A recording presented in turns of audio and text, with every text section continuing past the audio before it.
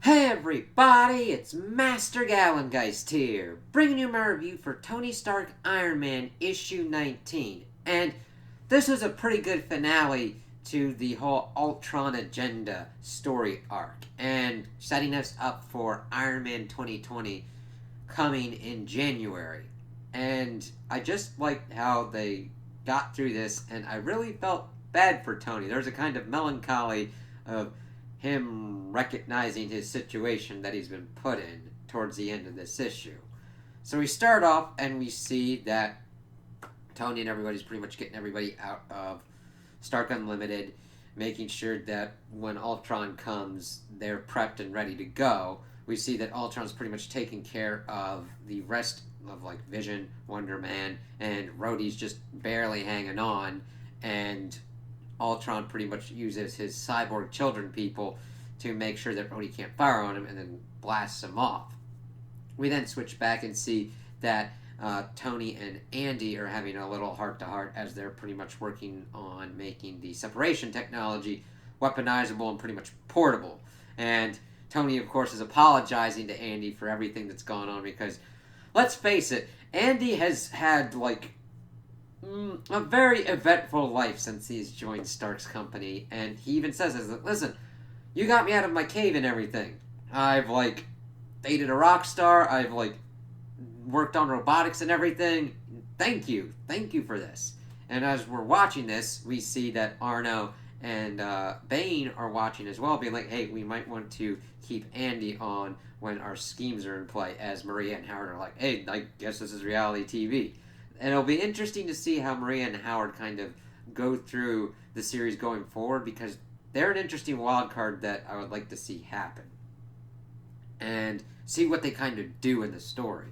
So we also see that Yokasta is getting herself set up with Jen, and that Aaron has come in. He's worked himself in with like the cyborg implants as well, so that way he can get himself to Stark Unlimited and make sure that he can be useful.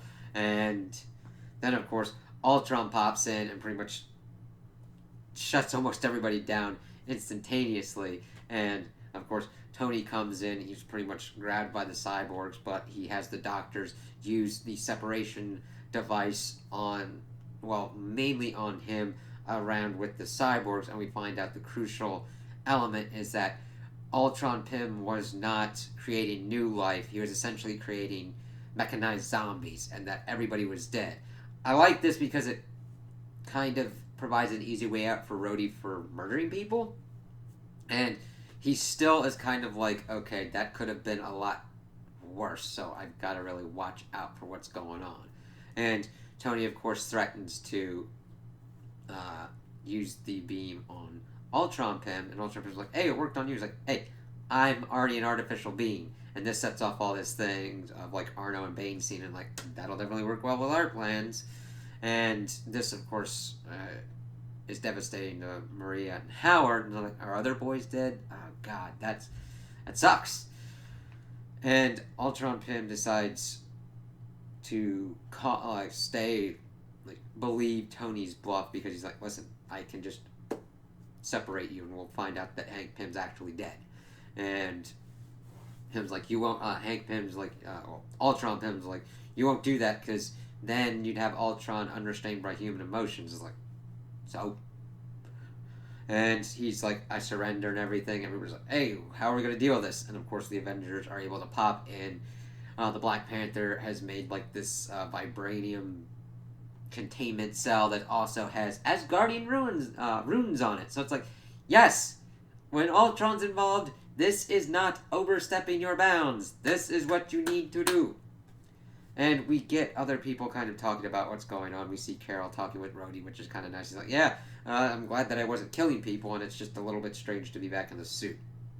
Carol asks if Tony's okay, but he does respond with a "I'm fine," but he's like, "Hey, I'm just an artificial kind of dude. You actually killed Tony Stark," kind of thing. He's like, "That's interesting." And Janet, of course, is trying to ease Tony's anxiety about everything, but he's like, "I'm sorry for everything," and just kind of blasts off. So we see that Stark, of course, Tony goes forward with everything going on. The Senator's like, this is good, pretty much allowing Arno and Bane to take over Stark Unlimited. And this, of course, runs into problems with Cade being fired, Arno being in charge of upgrading Jocasta, and because they technically own all this stuff, it's like, ooh, shit. And of course, they try and get the War Machine armor back. That's more on Bane's part, but Arno's like, let him have it. I don't care about that. I'm looking forward to the future things and doing the Godbuster armor and making it his own, as we've seen the previews and everything for how his armor is going to look. It's like, it's definitely pretty cool.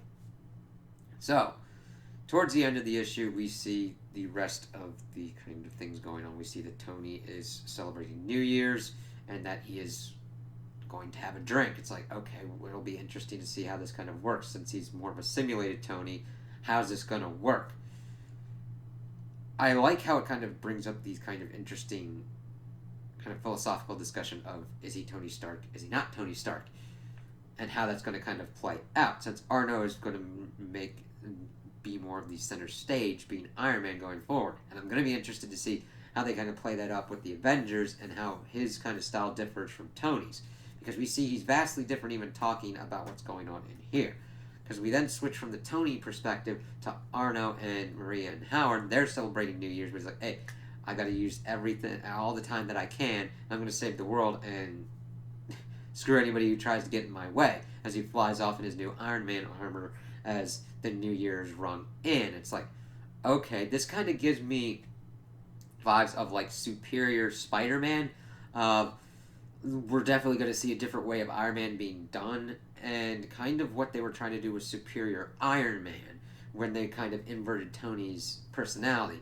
Arno Stark has good intentions, but he has a kind of ruthless quality to him that Tony has kind of softened ever since he has had his accident with the arc reactor and everything. Well, not the accident with the arc reactor, but the accident where he needed the arc reactor to survive. It gave him like humility and everything. Arno, it'll be interesting to see if he kind of learns that going on, because since he's been so sickly all of his life, he's like, I am now going to make my moves no matter what. Almost of an ends justify the means kind of thing. So I'm excited to see what kind of stories those are going to be brought up, and I liked how this ended and kind of just wrapped up everything going on with Ultron. So those are my opinions on the issue. Tell me what you guys think in the comments below. If you liked it, if you didn't like it, if you agree with me, if you disagree with me. Also like and subscribe, and I hope you have a good day.